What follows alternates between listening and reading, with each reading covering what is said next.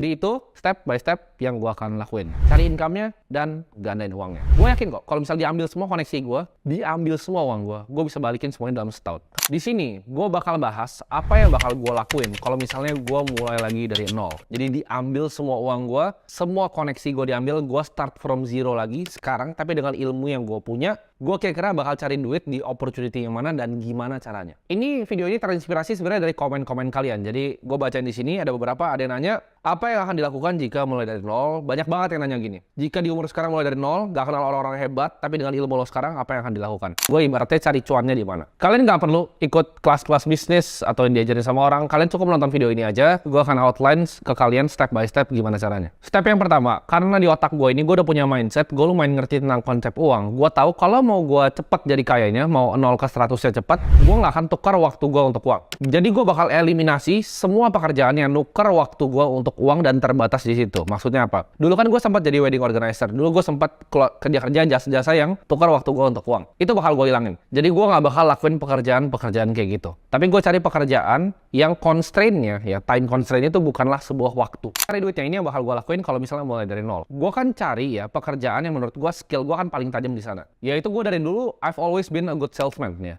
Jadi gue itu adalah seorang sales. Gue pernah jualan properti, gue pernah jualan yang macam-macam. Jadi gue pasti cari pekerjaan yang basisnya sales. Kenapa sales? Orang bakal bilang, aduh nggak mau lah jadi sales nawar-nawarin orang. Tapi sales itu nggak ada time constraint-nya. Kalian nggak digaji proporsi dengan waktu kalian. Tapi kalian digaji berdasarkan result kalian. Dengan skill sales yang gue punya sekarang, gue yakin kalau gue jadi jualan apapun. Lo mau kasih gue jualan apapun. Lo mau jualin gue misalnya water filter kek. Lo mau kasih gue jualan mobil. Lu mau kasih gue jualan properti, pasti laku. Dengan skill yang gue punya sekarang. Nah, jadi gue bakal tajemin skill persuasi gue. Gimana caranya ngomong sama orang, ya. Karena gue tahu, sales is a numbers game. Jadi misalnya, gue tahu tiap kali gue telepon 100 cold call, satu itu beli. Gue tinggal telepon 500 untuk dapat 5. Ya, jadi yang penting kita kerja keras, kita disiplin, telepon terus. Kalau kita tingkatin skill kita, misalnya kita lebih jago persuasinya, lebih jago jualannya ke orang. Orang lebih nyaman sama kita. Mungkin dari 100 bisa 2 yang convert. Jadi kalau mau dapat 10 klien, telepon 500 orang. Sales pokoknya intinya, it's a numbers game. Jadi seberapa gigih kita, seberapa disiplin. Gue pasti jadi sales sambil gue nyambi ngerjain bisnis gue. Nah, gue kan kerjain bisnis. Kenapa? Karena gue tahu untuk kita jadi kaya, antara kita jadi owner dari bisnis atau kita punya bagian kecil dari bisnis orang sebagai investor. Tapi kan gimana caranya jadi investor kalau nggak punya duit? Jadi harus punya duit dulu. Nah, di sini yang gue akan tekanin ke kalian adalah bisnis itu nggak perlu modal. Kalian nggak perlu mindsetnya, oh dia orang kaya baru bikin bisnis. Nggak. Bisnis itu banyak banget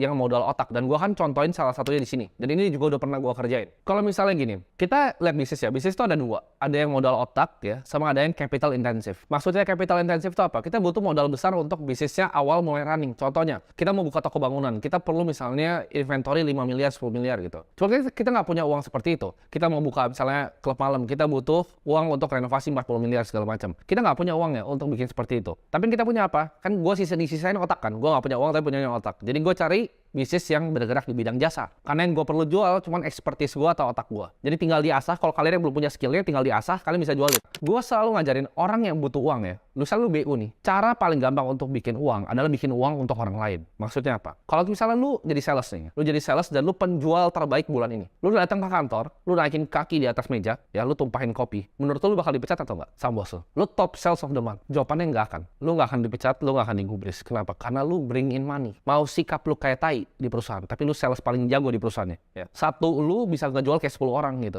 Lu nggak akan pernah dipecat. Lu akan disayang sama bos lu. Karena lu beringin duit. Lu ujung tombaknya perusahaan. Sama seperti agensi marketing. Kalau kita bisa kasih bisnis ini uang dari misalnya campaign kita, dari strategi kita, omsetnya bisa double. Lu nggak mungkin diganti. Jadi yang gue lakukan apa? Gue datang ke ownernya, gue bilang, omset lu gue doublein. Jadi gini, cara lu offer sesuatu ke orang adalah bikin offer yang mereka nggak bisa tolak. Jadi gue datang ke ownernya, gue bilang, omset lu gue akan doublein. Dia kan bilang, ini anak orang gila kali ya. Gue bilang gini, lu nggak perlu bayar gue. Lu nggak perlu bayar gue. Gue datang, gue bilang, gue doublein omset lu. Gak perlu gue dibayar, tapi kalau omset tuh double, gue minta 10%. Menurut lu dia bakal bilang apa? Ya iyalah, ini mungkin anak orang gila, mungkin gak akan kejadian juga, cuman gue gak keluar duit juga. Jadi waktu itu dari gue kerja yang lain, advertising pertama itu gue yang tombokin. Jadi gue pakai video sendiri, gue rekam set gitu kan, gue bikin b-roll gitu ala-ala tentang pabriknya. Habis itu gue tulis tuh pakai copywriting. Ya jadi itu skill lagi tuh, skill yang gue punya copywriting. Gue tulis buat kalian yang punya online shop baju bisa bikin di pabrik ini. Sesimpel itu. Terus ada WhatsApp gitu. Jadi dari situ gue tembak iklannya, gue pakai targetingnya yang jelas. apa yang terjadi?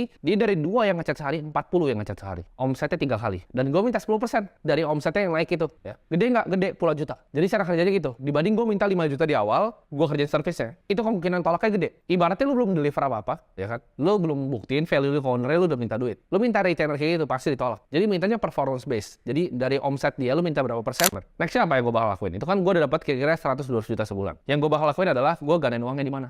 Kita lihat kan based on tahun ini. Kalian lihat saya tahun ini ngomongnya. Ini bukan 10 tahun lalu, bukan historical. Gue nggak boleh pakai data historical. Gue harus pakai data yang ke depan. Gue gandain uangnya di mana pertanyaannya. Gue udah punya cash flow segitu, tumpukin cash flow di mana. Jadi cara jadi kaya simple ya. Pendapatan berapa, pengeluarannya berapa, sisanya itu savingnya itu kalian hajar terus di investasi. Nah, gue bakal investasi di kripto. Tapi gue harus cari yang paling agresif. Karena gue nggak bakal tabung di deposito. Karena ini uang gue masih kecil, masih cuma 100 juta. Hilang semua juga tinggal bikin lagi bulan depan. Ya. Jadi, di saat uang kecil, kita justru harus sangat-sangat konsentrasi dan agresif. Ya. Jadi, jangan disebar. Jangan di deposito, jangan di obligasi. Ambil langsung yang risk curve-nya paling tinggi. Saham, kripto, alternatif aset, private equity, venture capital. Hajaran di yang paling high risk. Kenapa? Karena itu namanya Kelly Criterion betting system. Jadi ini gue belajar dari sistem judi sebenarnya. Dimana kalau kita punya suatu bet dengan probability yang lumayan tinggi, kita betnya lumayan besar dari bankroll kita. Bisa sampai 50%. Jadi yang kita lakukan adalah kita bet di aset yang kita yakin dan dikonsentrasiin. Jadi single concentrated asset position. Antara misalnya kripto semua, atau misalnya saham small cap semua. Jadi yang benar-benar agresif yang bisa misalnya double atau 3 kali. Jangan cari 7-8% per tahun. Itu nggak bakal bisa jadi kaya. Terakhir sebelum gue tutup, ya, gue kasih kalian rule paling penting, yaitu rule 72. Kalau misalnya 72 dibagi persentase asetnya, return asetnya, itu berapa tahun uang lu bakal double. Jadi, the golden number is 24%. Target portofolio gue tuh 24% per tahun. Karena tiap 3 tahun uang gue double. Jadi, gue nggak ngincar 50, gue nggak ngincar 100. Gue ngincarnya spesifik di 24%. Susah nggak? Sangat amat susah. Karena Warren Buffett dia 20. Tapi gue udah tracking, historical 89 tahun, gue di pasar modal dan capital market, gue berhasil 30%